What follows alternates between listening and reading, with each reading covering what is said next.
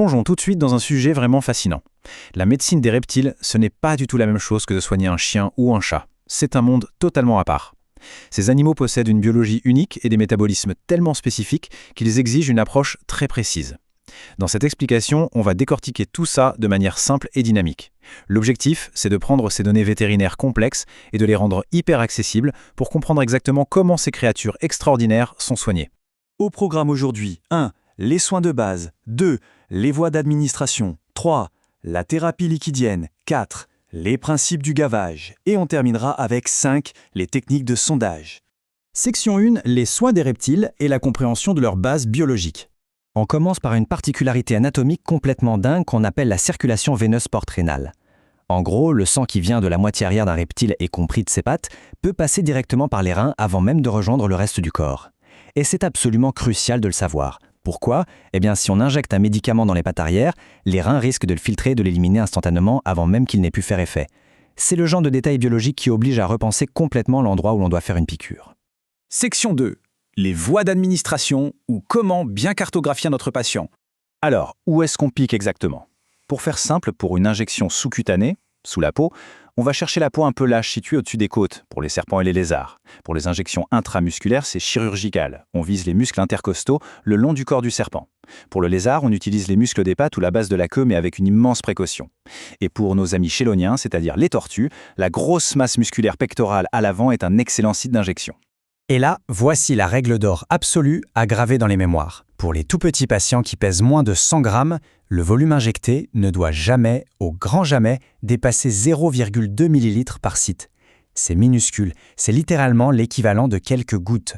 Respecter cette limite est vraiment indispensable pour ne pas détruire les tissus d'un animal dont le corps est si fragile.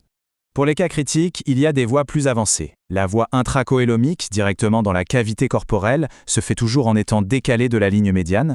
La voie intraveineuse peut utiliser la veine de la queue ou la jugulaire. Et en urgence, on peut utiliser la voie intraosseuse, directement dans le fémur ou le tibia des lézards et des tortues. Mais alerte rouge ici, il ne faut absolument jamais injecter de gros volumes de liquide par voie intracoélomique. Les reptiles n'ont pas de diaphragme, donc envoyer trop de liquide va tout simplement écraser leurs poumons et bloquer leur respiration. Section 3. La thérapie liquidienne, la véritable bouée de sauvetage. C'est un fait clinique majeur, la très grande majorité des reptiles malades qui arrivent en consultation sont dans un état de déshydratation massif, qui tourne souvent autour de 10 à 15%. Imaginons un instant perdre 15% de notre propre eau corporelle, et c'est un état de choc dramatique. Du coup, la réhydratation immédiate devient la priorité absolue avant tout autre soin. Les règles pour réhydrater un reptile sont hyper strictes. Si l'animal ne boit pas tout seul, on doit administrer des fluides oraux tous les jours, entre 4 et 10% de son poids. Mais attention, le détail qui change littéralement la donne, c'est la température. Il faut absolument chauffer ces fluides à la température idéale de l'animal. Injecter du liquide froid dans un animal à sang froid qui est déjà très faible, c'est provoquer un choc thermique garanti. Section 4. Les principes du gavage. Pour un bon soutien nutritionnel. Un autre chiffre magique à mémoriser, 10 ml par kilo. C'est la capacité de volume gastrique standard. C'est une limite physique. Un point, c'est tout. Il est complètement inutile et même très dangereux de vouloir forcer de grosses quantités d'un coup. En respectant ce ratio strict, on s'assure de ne pas surcharger l'estomac et on évite les risques gravissimes de régurgitation ou de rupture gastrique. La très bonne nouvelle, c'est que beaucoup de reptiles acceptent super bien la nourriture liquide déposée directement avec une seringue. Bien sûr, il faut adapter le menu. Des préparations à base de viande pour les carnivores et insectivores et des formules 100% végétales pour les herbivores. Et si jamais le traitement doit durer très longtemps, on opte pour une sonde de pharyngostomie. C'est un petit tube installé par le vétérinaire qui permet de nourrir l'animal tous les jours sans le stresser. 5e et dernière section, les techniques de sondage, l'action étape par étape. Alors comment fait-on concrètement pour un serpent ? D'abord, on le maintient doucement, on ouvre la gueule et on place un écarteur pour sécuriser la sonde. Le secret, c'est de maintenir l'avant du serpent bien à la verticale. Ensuite, on glisse une sonde bien lubrifiée jusqu'à l'estomac, ce qui correspond à environ un tiers de sa longueur. On pousse le liquide hyper lentement. Et l'étape cruciale, on maintient le serpent à la verticale pendant au moins 2 à 3 minutes après. Ça permet à la gravité d'empêcher tout renvoi. Pour les lézards, la procédure globale est exactement la même. On maintient, on ouvre, on insère doucement. La vraie différence, c'est l'anatomie. Il faut bien localiser la cible et l'estomac se trouve juste derrière le bord arrière des côtes. Une fois qu'on a repéré cet endroit, on y va très lentement, toujours en respectant la capacité de l'animal. Chez nos amis les tortues, la carapace complique un peu les choses.